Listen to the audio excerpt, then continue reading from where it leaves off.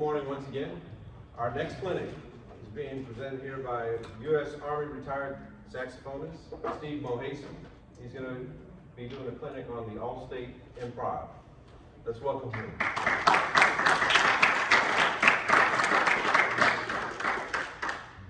All right. I'm going to try to, I will try to get, well, I'll do my best to get us back on time. You're good, man.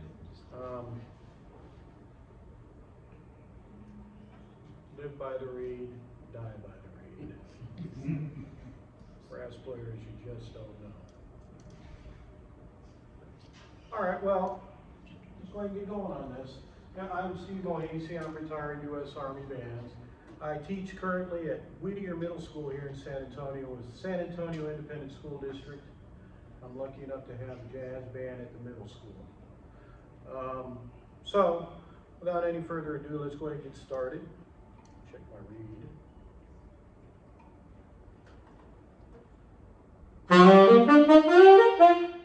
It's a saxophone. And that's the first thing up. It's a minor blues. We'll talk about this first. 1, 2.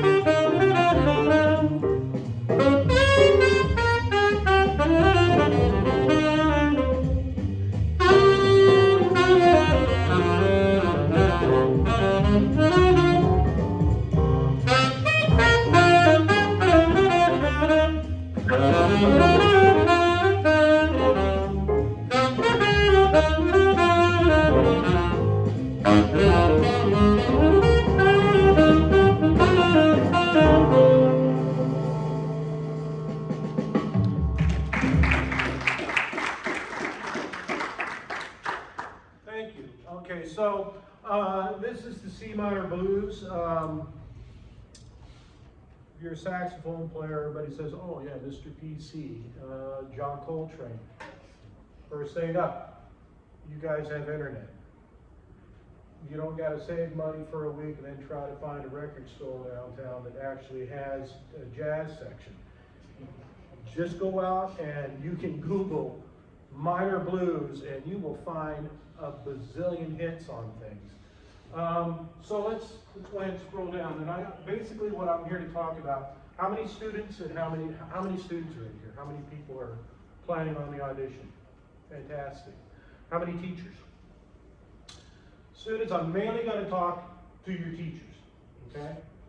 Now, I figure that most of y'all that are here have a jazz background. You've got an interest in you're propelling your kids into the jazz idiom because it is going to offer them a lot of commercial skills that they can take with them out into the world and make some money playing their horns.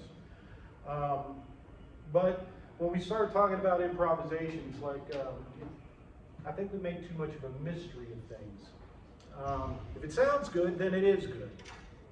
Is really what it comes down to.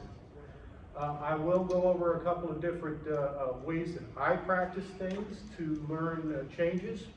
And I will talk to you a bit about scales. I'm a scales guy. I know that melodic sells, and if you watch Chad LB, he's got a lot of different new terms for things that people have been doing for a zillion years.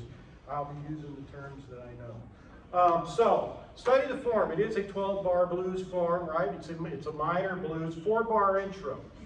The intro is marked, and you are required to solo between measures 5 and the end. You don't have to play the intro. It is marked intro. You're having, like, that was a little bit softer than what I was anticipating, and I'm behind the speakers. You may want to not play the intro and settle in on the tempo. if if you're lucky enough to get to record. But you can, it is optional, you can blow over the intro. But you are required to blow over the marked section that says solo section. You're going to play that 4 times. We'll keep going. Memorize the chord changes. Okay, 12-bar blues isn't too hard to memorize. The other one, you've got a lot more changes going on with it. The way that I go about it is, well, you know, I analyze it. It's a 4/4 tune. Each measure has slashes to indicate what the chord is, and you, if you don't know, you can Google what the chords, what the different symbols mean. Okay. There is rhythmic notation in measure 4 to indicate where the chord changes happen, and it also happens right there in the last measure. I didn't put that on the slides. To begin memorizing the changes, I like to think like a bass player. Okay, I start just by playing the note that's that's indicated on the change over the beats. And I'm going to go ahead and back up the slides just a little bit, so you can see, and I'll demonstrate what I'm talking about. Now I'm going to start measure 5, and I have all the devices hooked up that I can hook up. I can't put a metronome on it, but you would play with a metronome, okay? So the way I would do it, I would just play the quarter notes and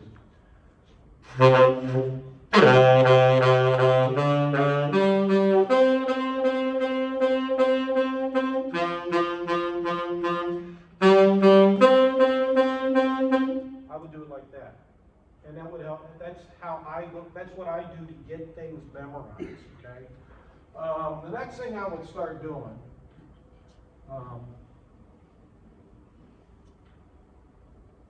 Oops, back up one more.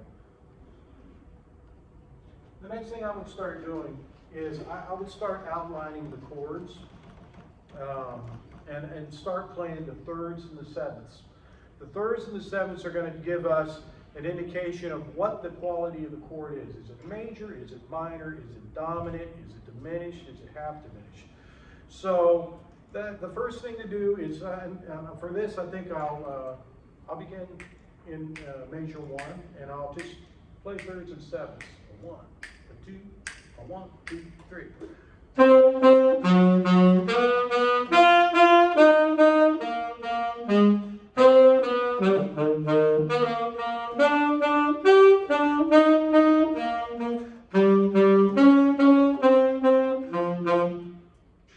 Just to get an idea of what the chords are. Again, I'm not playing with the changes. You could play with the rhythm track going.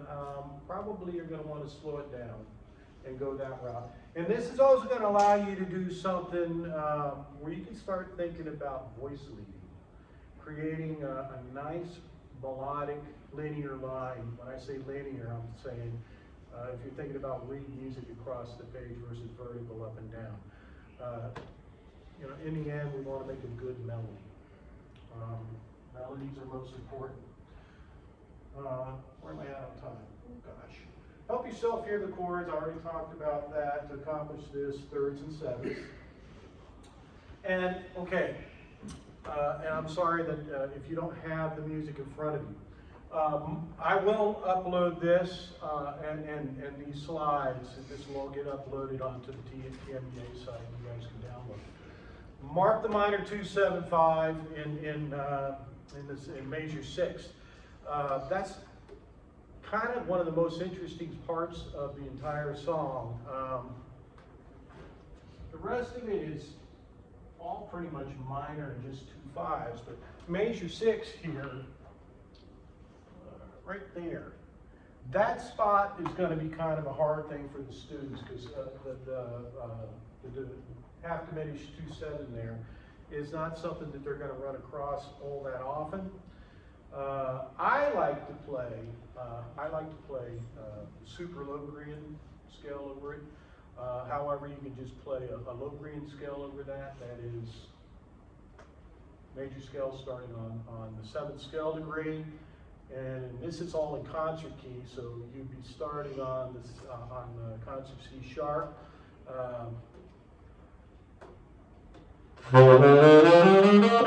Basically, you know, if you, I like the super locrian, which is starting on the 7th scale degree, ascending form of the melodic minor.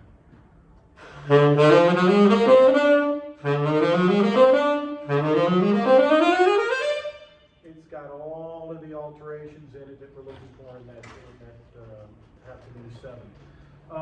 And then also take a look over here in measure 8, we've got that C7 altered chord. That definitely, you're going to want to use the super locrian there. The other thing that works really well anytime we get onto one of these dominant sounding chords, you can use a diminished scale pattern on that as well, and that sounds really good. Oops, too far. Went way too far. I'm messing up now. I want sticky keys, no.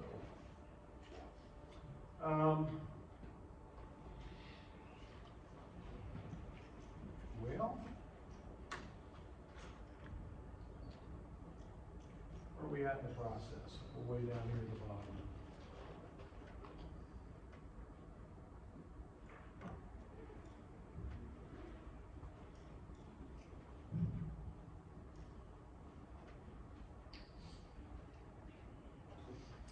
Slideshow.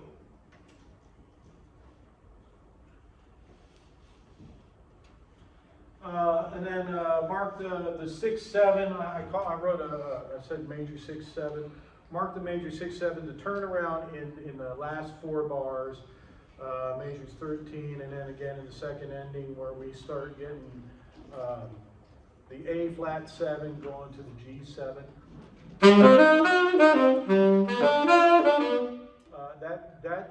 That's a little bit different than if you're playing over a major blues form, major keys blues form.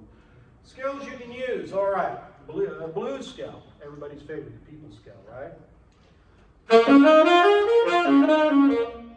all you do is use the blues scale all the way through it, though, it's going to get kind of boring pretty fast, and it's not going to help you get through that half diminished 2-7-5-5-1.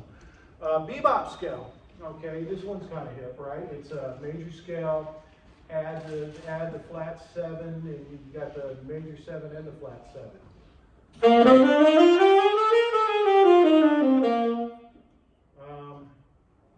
Pentatonic scales.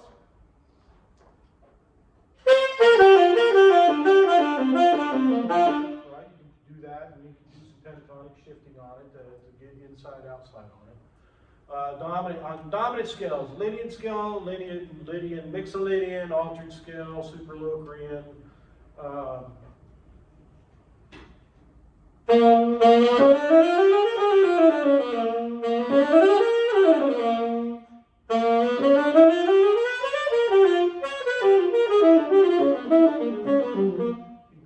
can use your dominant, get your diminished scale going over those dominants to add some flavor to it. On the minor chords, Dorian scale. On the half diminished chords, Locrian scale. On the fully diminished chords, diminished scale whole half or half whole. And other things, tritone substitution. I've become a big fan of that recently. Walt Weiskopf is a great guy to. He's got a great book out about that. Or not tritone substitution, but triad pairs. So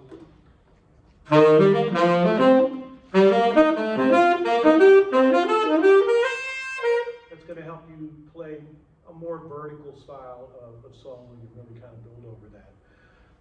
So let me do this real quick because I'm going to do my best to get you there. I think this is important. Jazz musicians don't improvise scales, right?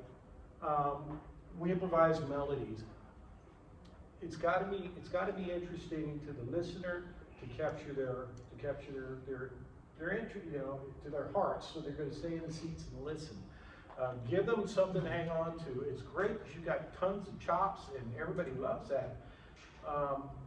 And really for this audition, you want to show off some chops. But in general, you've also got to give them a melody, okay? Scales are just tools to produce tension and resolution. We wish to create with melodies we're improvising. You'll probably find it very helpful to write out and craft a solo. I'm not suggesting that you walk in and try to play a memorized solo while you're doing this. But it will help you to get some ideas down on paper, practice them. And if you practice them enough, I promise you, it will come out in your playing, okay? So one more time on this, I'll blow through it once for you. I'm gonna try to stick all those things in that I just talked about. Let's see if I got this thing turned up loud enough.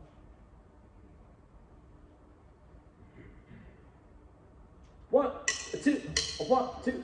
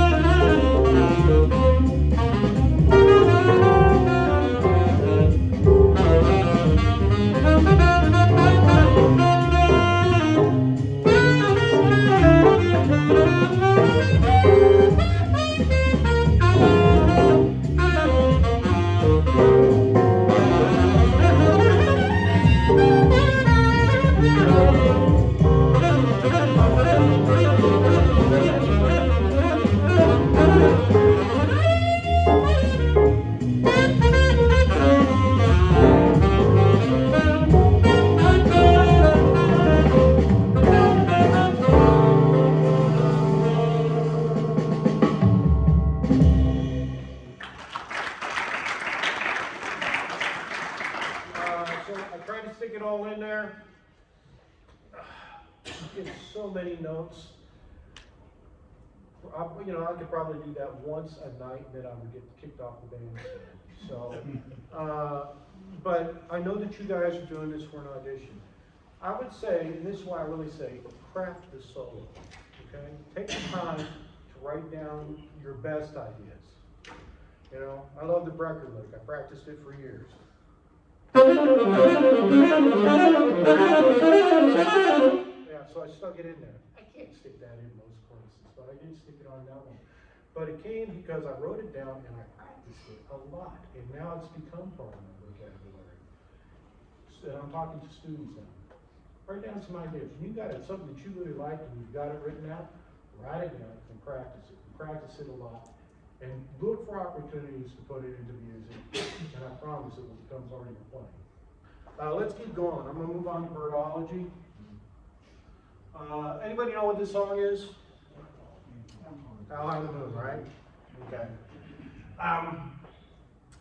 It's like at a weird tempo. It either needs to go faster or it's got to go slower. For me, it's just that this 212 is just such a weird tempo, but I'm going to do my best. Come on, open up. It's not that I'm old and I am technology. It's not that. It's just I've got fat fingers and it's a little tiny iPad. Okay, here we go. 1, 2, 1, 2, 3.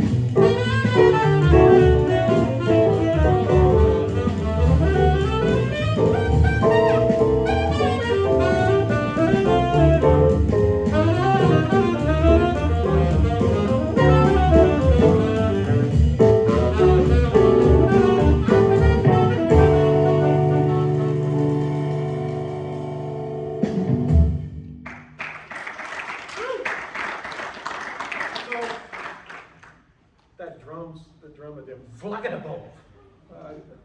My wife came out, she says, why do drummers always do that? Any drummers in here? How come you guys do that at the end of all those tunes? You just got a little more energy, you just got to get out. Vlagadabov. Okay, so birdology, we said it's How High the Moon. So many covers of that out on the internet. Guys, please make sure you go out and look this up. Now, my approach to how I learn this is the same, and I do it, and I already went over that on the blues, so I'm not going to sit down and really spend a bazillion moments here, because I am trying to get us caught up, going over the same things I just said. But there are some key spots in this song that I do want to point out to you. And really, this one is, I think you can really take a chordal approach to this thing, right? And when a chord scale approach to this thing. We don't have any spots in here where I've got minor, half diminished, minor 2/7, any of that stuff going on in this song. There are some spots though that I think that are important, and they happen at these turnarounds. Now, and I'm gonna get away from what we're looking at here, and I will go back. Second form, 32 bar form, it's an ABAC form. I think it probably could be argued that it's an ABAB form. But the tail end of it is just the last about 4 or 6 measures of each of those sections is a little bit different. The arranger indicated music begins at measure 5. It does have some changes on the intro. You don't have to blow over the intro, but you can. I don't know. I guess if you got like some really good ideas, then do it. If you need that time to settle in and hear the tempo, settle in and hear the tempo. You must solo over the form starting in measure 5 2 times.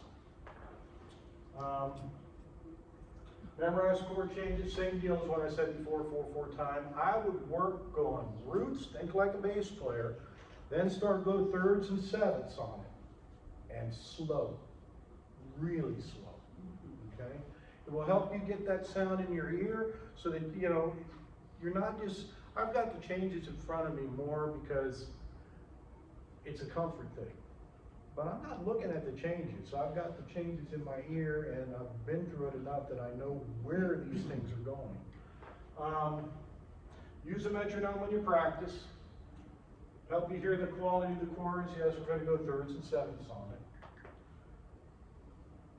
Okay, back to the form. You may have noticed all of the A sections are basically the same. From measure 5 up to measure 12, that's an A section, and they're clearly marked. They've got a rehearsal marking A on it and a rehearsal marking B. The 8 measures that come after letter A, that's the A section. The 8 measures that come after letter B is the A section. They're all basically the same. It's based on a descending minor, 2-5-1, minor 2-5-1, descending. Once you've learned the first 8 measures, you know 50% of the song. You've got 50% of the song, okay? Looking only at the B section, and when I say B section, I'm not talking rehearsal B. I am talking measure 13 to 20. You'll also notice that there are only 3 measures where the changes occur on 2 beats, measures 18 through 20. That's the turnaround taking you back to the A section. That's the only spot where those things are coming really, really fast. Otherwise, it's 4 beats of the same chord. If you look at the letter C, in effect, the first thing, measure 33, 36, chord changes happen every 2 beats. And these are the chord changes at the intro as well. If you learn the intro, you know the outro. Really, so what we're looking at is you've got 4, 8, 12. You really got to learn maybe about 20 measures of music, and then it's all just being recycled all the way through the song. Okay? So don't let this thing be so daunting. You're looking at it and you're going, man, I got to do like 2 choruses at super fast speed. Learn those 20 measures. Take your time, spend your time with it, okay? And again, I would say craft some ideas down for those 20 measures, and then practice the snot out of them, slow, and it will work into your player. I'm playing, I don't know, maybe I shouldn't say snot. Sorry if that offended anybody. One difficult part of the song to improvise over is the B section. This is because 2/5/7s occur every 2 beats, right? And there's one spot where it doesn't really resolve where you were expecting it to. It goes to the minor 4 of the key sequence. Yeah, it goes to the minor of the key sequence. It's because it's a tritone substitution. I won't tell you about what basically whatever the chord is, take a tritone away. They have two notes in common with the chord that we're substituting for. The 3rd and the 7th, the most important parts of any chord. But it allows you to create some really interesting chromatic lines there. Plan ahead. Isolate and practice each key center separately, okay? First 4, the first 4 measures of the A section, the second 4 measures of the A section, first 4 measures of the B section. Practice those separately. Really what it comes down to is, you've got we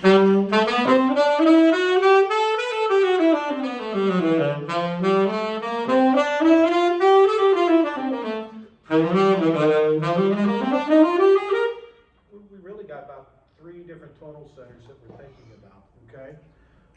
Concert G, concert F, and concert B flat. And last, the C section, you'll notice first 4 measures of the C section, same as the first 4 measures of the B section. Pay close attention to them. And I'm not going to read the slides to you, but really it's just recycling stuff all the way through it. If you learn the intro, you know the outro, you know the last part of the C section, learn the A section, first A, exactly the same as the second A. The B section, the first 4 measures of the B section, almost the same as the first 4 measures of the C section. One chord difference. And about 20 measures worth of music to really kind of learn. But isolate and practice each key center separately, okay? And practice them slowly. If you're at a school that has a rhythm section, get them involved playing through that stuff too. It gets everybody playing, all the kids are playing. It doesn't matter what they play, you gotta encourage them to be brave and take a chance. And you're gonna step on it sometimes, but knowing what you don't like is probably as important as knowing what you do like, okay? I'm a big believer in if you pound on a square peg hard enough on a round hole, you will get it in there. It's just a matter of how much space you have to do that. I'm going to keep going. Mark the 2/5/7s, major 7 through 9, 11 through 13. Mark the 2/5/7s. All the scales we talked about before apply here. And use a metronome, practice slowly. You're definitely going to find it helpful to write things out.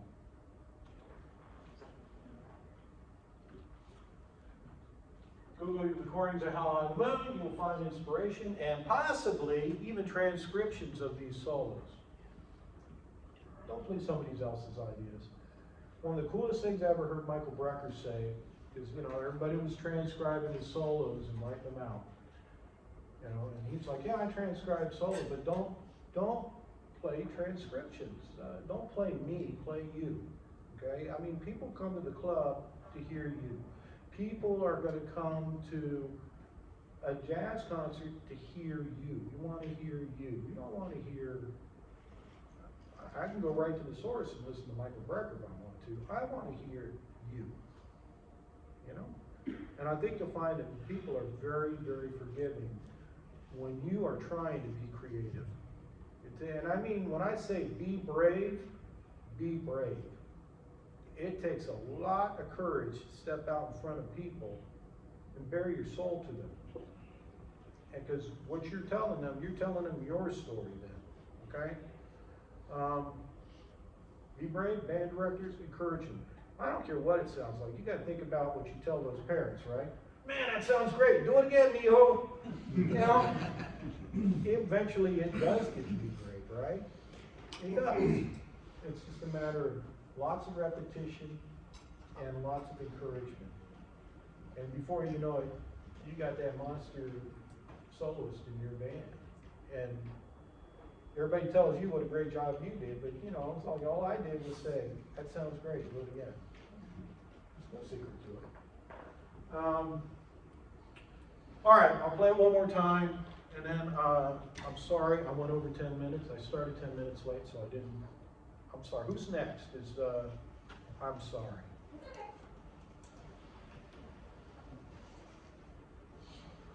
One more time, birdology, huh? 1, 2, 1, 2, 3.